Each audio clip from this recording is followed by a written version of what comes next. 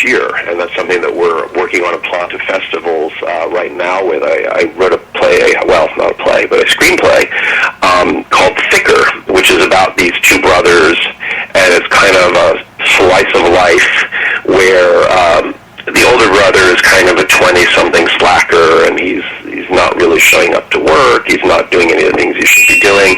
Younger brother, on the other hand, is a high school honor student, except that the older brother has the younger brother stealing things for him, and the younger brother is actually stealing school supplies for the older brother to fence. Basically, I mean, I don't know if there's really an active school supply resale market, but there might be.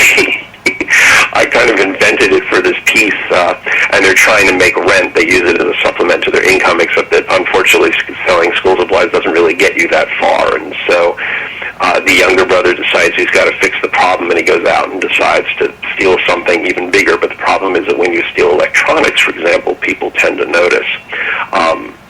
So I'd love to get into television, though, and I've always kind of wanted to maybe write for a show like Degrassi, and I have a few ideas of my own. In fact, a colleague of mine, Justin Olson, who helped produce Thicker, we've been working on developing a TV idea, so we'll see what happens in the future, but it's definitely a medium in which I'm interested, especially because I think it's so close to theater in a lot of ways, and I think that, for example, the skills that one develops writing dialogue in theater lend themselves very well to television. Wow, okay. So for those in this industry, what is it that you look for when casting for your production?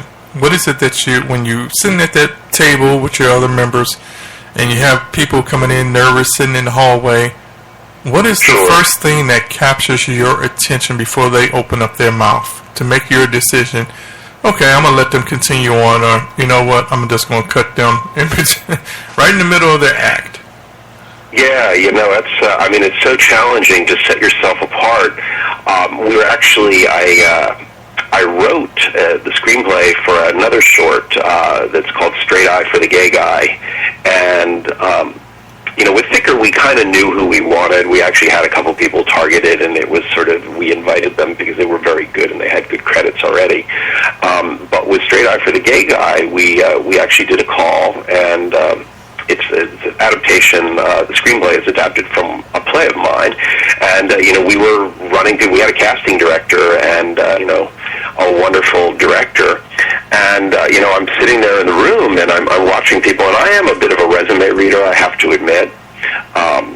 So I think that one of the really important things is to make sure that your resume is honest, because I know that there's a lot of sort of pressure to maybe stretch things a little bit, but we do check sometimes, and I'll look to see if you've worked with somebody that I know, and if you have and I'm interested, then I will probably call them or email them and say, hey, how was so-and-so.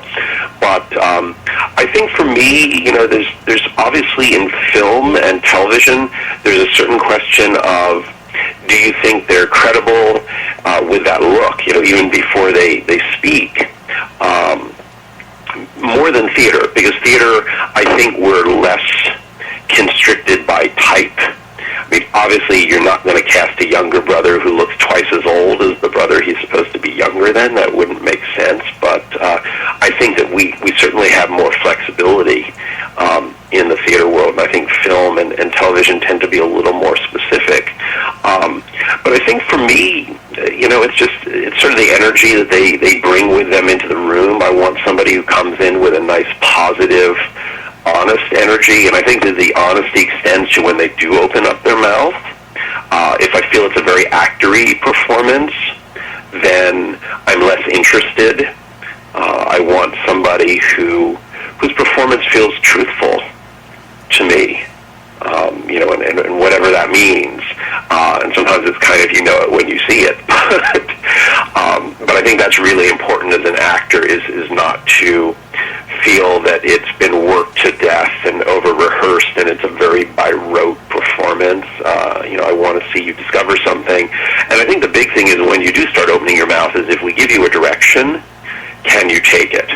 And I think that's huge, is are you listening, not just, listening in two ways, listening in the scene, so whoever you're reading competing with, are you listening to them?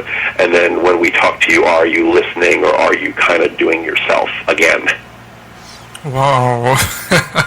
So, do most of the young or veterans that come to try out for your cast, do they come in with the divas or diva attitude?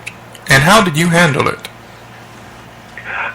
I think most people, it's interesting because when I'm casting, and I don't get to cast, I get to cast periodically. I certainly, for example, when my play Milk and Cookies was in LA, and we're casting people on there, but a lot of times when you have productions for young people, and they're just being licensed by one of my publishers, or even if they're a new show, I'm not particularly involved. But certainly when I was directing, and I did a certain amount of stage directing back in the day, and I directed Thicker,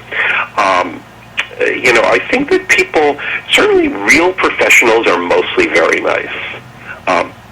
With Straight Eye, we actually, we were really, I don't know if say pleasantly surprised, but everybody was super friendly, and that extended even down into the waiting room, and that's sometimes where people will show their true colors, as they'll end up, they'll be snarky in the waiting room because they figure that whoever's down there doesn't matter. But the reality is that whoever's down in the waiting room who's sort of managing the list, they do matter. And so maybe as a further tip, I would say to people, be nice to everyone, because it will get back to, even if that person who's managing the list is just the PA or they're, whatever they are, that word will get back to the people who actually make the decisions. And if it turned out that you were a jerk, that will be a major red flag. I've been lucky that I haven't really had to deal with a lot of diva-type attitudes over the years. I think that, at a certain point, the real actors just want to do the work, and it's amazing that, in fact, the better the actor, and of course there, I'm sure, are exceptions out there, but usually the better the actor, the more generous they are. I mean, I've worked with some people, even just in readings, who are, really, really good performers, and they don't want to make it about them. They just want to do, especially with, we'll say, a reading of a new play, they want to make sure you're getting it right. In fact, some of those people will come up afterward, and they're like, was I okay? Was I all right? Did I do it justice? And so I love that kind of attitude, and I think that's, we're all there just to create the art, and theater, and even more so film and television, are very collaborative form. You can't do it without everybody, so, you want everybody to be on board. Well, I thank you very much, because I know you have a very, very busy schedule in your time, in your day. And I am looking forward, when you come to Chicago, I want you to come on up to our station, and so we can sit down and have more chat about the industry. We're looking forward looking forward to having you come on here and to Chicago, so we can have a great conversation about what real actors and stage writers and playwriters and directors really want people to hear from them. So I want to thank you very much for calling in, and continue listening to us on Smooth 90.5 FM. We are live for you, and we're here for you as well. So thank you very much, Mr. Jonathan. Thank you. All right. Thank you, and have a good day in the Windy City. Well, before you go, where can someone contact you at if they want to get more information about you? So the best way to reach me is through my website, which is jonathandorf.com, which is JONATHANDORF.com. That would be the easiest way to get a hold of me, and I'm happy to. I do consulting for writers, so I'm happy to talk to people about that. And obviously, there's a whole list of all my plays that are available for production, and I certainly encourage people to check those out. Wow. Okay. And ladies and gentlemen, if you want more information from him, his information will be on our Facebook, on our radio station page, WGSJBC Radio. We want to thank you very much, and you have a wonderful day, and send some of that California cool, warm weather here to Chicago, because We need some of that right now, especially with all these wonderful stage plays going on. Our weather here in LA is perfect, so we will sing good weather thoughts. But we could take some of your rain. If you would send us some rain, we would appreciate that. Oh, okay, we can do a trade-off. You bring your plays here to Chicago with your sunshine, and we'll send you the rain and the snow. Okay, how's that? Will that work? Sounds like a deal. Well, thank you very much. You have a great day. I really enjoyed this interview, and we're looking forward to meeting you face to face. Have a great day. Thanks a lot. Thank you. Take care. Take care.